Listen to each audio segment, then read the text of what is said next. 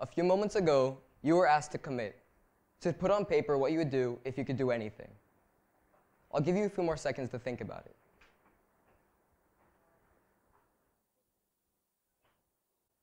With enough time, you could do anything.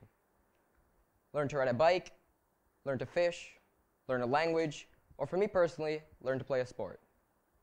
I approximate that this took me 522 hours, but I never stopped sharpening these skills. I started the initial growing pains looking toward a goal, literally. And it was this focus that kept me showing up to every practice. I wanted to compete in an international tournament held by the American Association of Schools of Central America, otherwise known as ASCA. Now I know what you're all thinking. This kid was a natural, a regular prodigy. When in reality, I was awful. One of the reasons that I did so bad might be because of my body shape. When I looked a lot more like this, kids tease me that I look a lot more like the ball than the player. And as over 30% of people choose losing weight as their New Year's resolution, according to the Telegraph, I venture to guess that some of you can see where I'm coming from. Being overweight came with embarrassment and hardship. Those around me who were average weight and looking to complete the same goal as I was had a lot easier time showing progress. People made fun of me for my size and lack of coordination. I struggled to fit in. But somehow I stayed motivated to keep going. I started playing halfway through my 9th grade year, and it was honestly life-changing because I had never fully committed to something in my life. Yet I was met by the constant reminder that I was wasting time for putting so much effort into what they saw as a fruitless goal. As tends to happen with spiteful teenagers, this gave me the motivation to want to prove them wrong. I told my closest friends, I'm going to wear that uniform. I'm going to go to ASCA. I'm going to belong. Saying this to the people around me reminded me of the promise that I made not only to myself, but to them. If I failed, I would not only be letting myself down, but the people around me. My ego was at stake. After extensive personal sacrifice, I didn't make the team. It wasn't my turn, I told myself. In that moment, I faced two choices: to either quit because I didn't make it the first time, or continue practicing for the next year. I chose to stay committed, to persevere through the initial struggle. The next year, I lost almost 40 pounds. I did make ASCA. And I remember being in biology class when I got the news. I realized that my effort and time were not in vain. Time alone will never lead to success.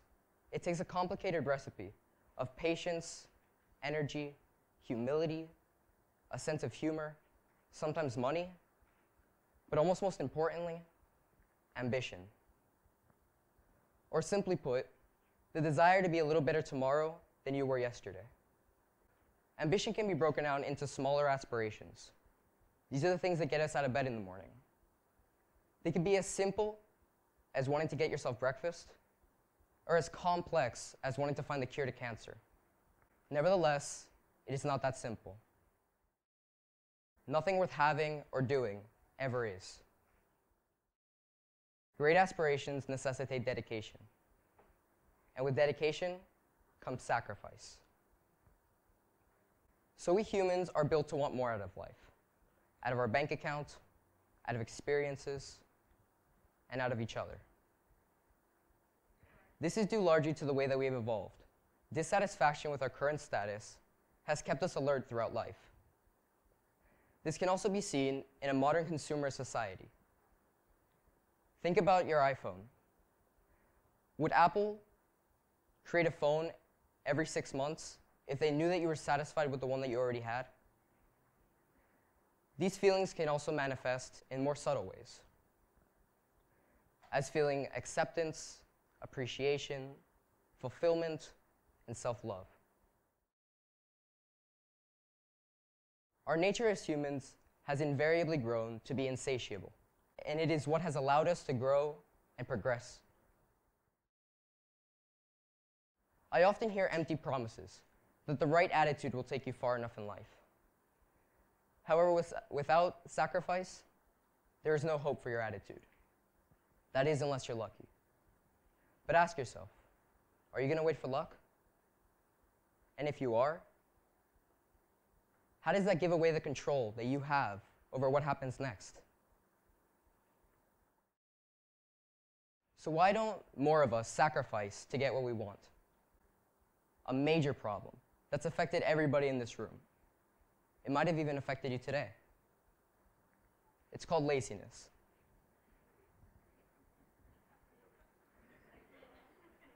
Or in its worst form, apathy. I have seen this in much of my generation, a complete lack of interest or concern for things. This is scary, because if it isn't dealt with, it sets us up for self-destruction. However, there are other people. There are people that don't have to sacrifice for what they have, that bask in their accomplishments without having to struggle. I commend you. But I ask you to look beyond your comfort zone, to think about what you could do towards your true potential. As for me, my parents often tell me, there's no such thing as a free lunch, usually when I'm asking for money. But it's true. A healthy dose of sacrifice is an initiation tax that must be paid in order to get close to fulfilling a dream. This logic can be applied to anything in your life. If you're needing to lose that extra weight, running or walking will never be enough if you later decide to eat half of a pepperoni pizza on the couch. The progress and satisfaction achieved from any goal will only be as meaningful as the sacrifice endured by the process. Time is arguably the most valuable thing that you can sacrifice towards anything. If you want to improve your grade towards a class, you might have to sacrifice this Friday night outing for an equally enjoyable night of studying. When you want to improve a relationship with your mother, father, brother, or anybody in your life, you have to sacrifice time. You have to turn apathy into empathy to make any relationship work. Simon Sinek brings this to our attention. Human beings put a premium on time because it is an equal and non-redeemable commodity compared to money. You spend money and then you'll make money, whereas you spend your time and you'll never get it back. So why don't more of us put our time into the things that matter? I'll tell you one of the greatest regrets that I carry with me. When I was 15 years of age, I was an extremely stubborn person. I always wanted things to go my own way, and I got moody and complained often when I didn't get my way. One of the things I just didn't like doing was going over to my great-grandparents' house. I loved them, but it just wasn't any fun. I would sit there for hours while I listened to my dad talk in Spanish. It was horrible.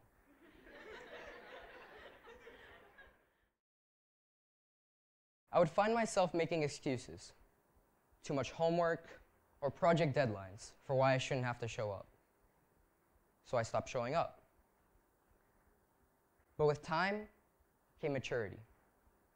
I noticed that when they stopped asking me to come over with them, I also didn't make any effort at all to go over to be with them. A year later, my tia Maria passed away. It hit most of the family hard, but it hit me especially hard because I had continued to make apathetic, empty, and selfish excuses for why I shouldn't have to see a person that I'd want to see now as often as I could. I had missed a critical opportunity. I'd never be able to see her face again, hear her voice again, feel her warmth again. It struck me that time is short. So I changed. I made a greater effort to go over to see my great-grandparents, to make conversation with them. to connect better with them while they're still here, while I could still feel their warmth. Can you relate with my sense of loss? Either the loss of a person you love or the loss of an opportunity? And if you can,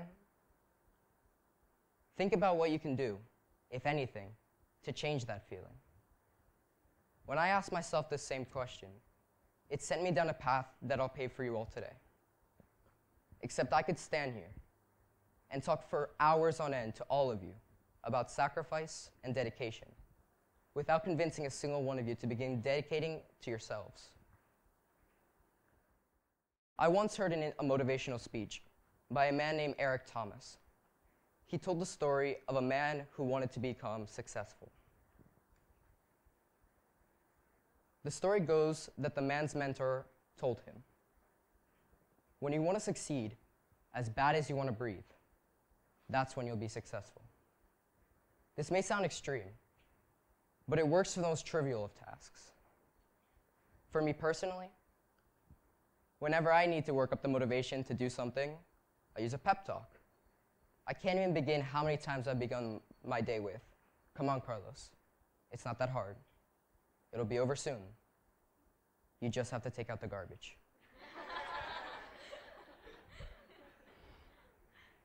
And usually this is enough for me to get off my butt and take out the garbage. So step one of the process is mustering motivation. However, motivation is never enough. What happens when the motivation runs out?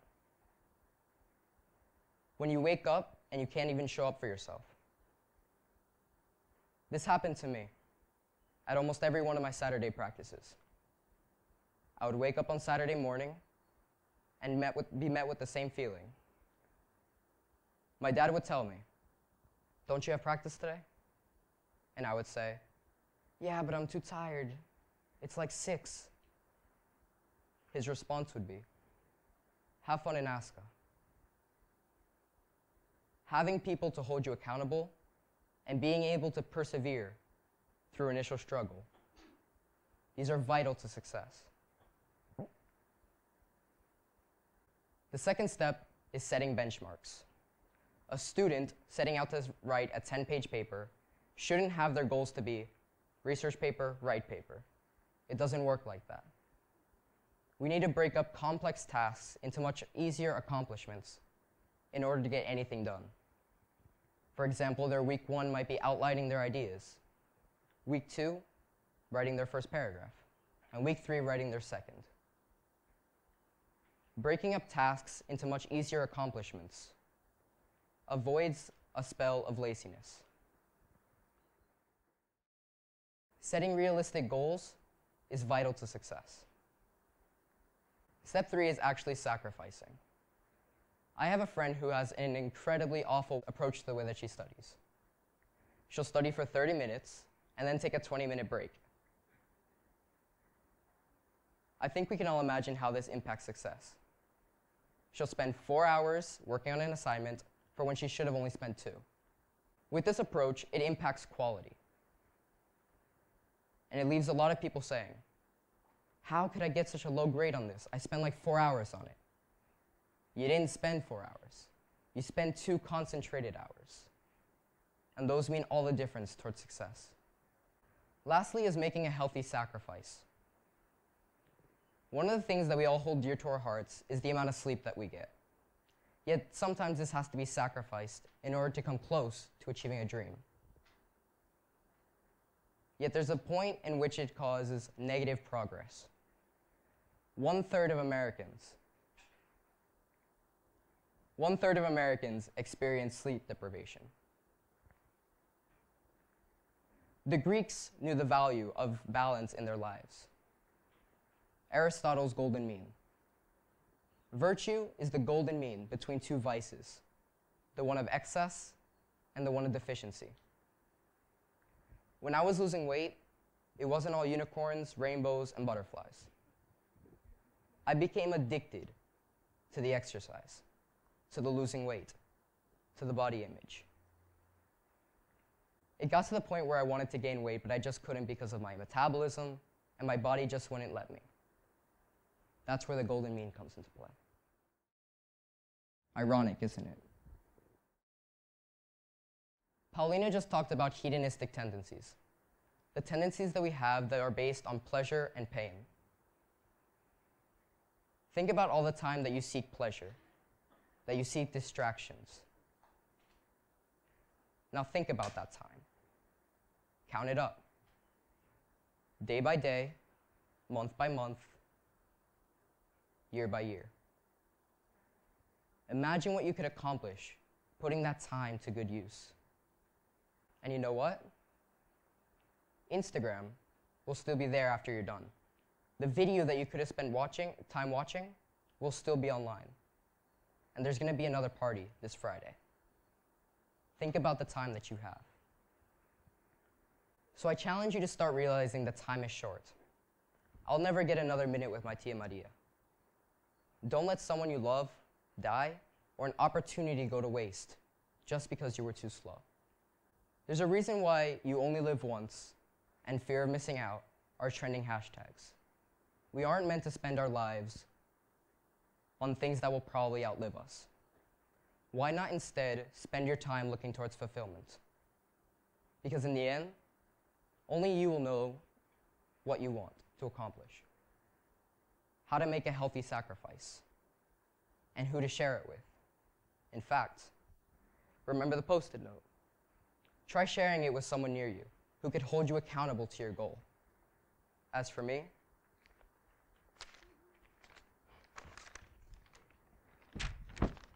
get through talk without passing out.